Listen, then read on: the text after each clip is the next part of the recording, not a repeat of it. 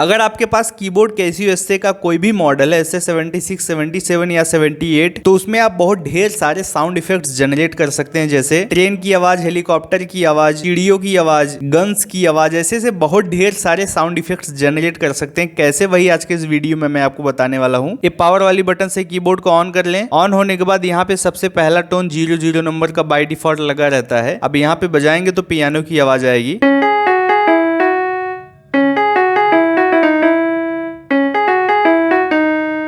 अब यहाँ से अगर आप ए प्लस माइनस में से माइनस वाली बटन सिर्फ एक बार दबाएंगे तो यहाँ पे 99 नंबर लग गया, और कोई भी बटन मैंने नहीं दबाया है। अब अगर मैं टोन बजाऊं तो देखिए क्या सुनाई देता है।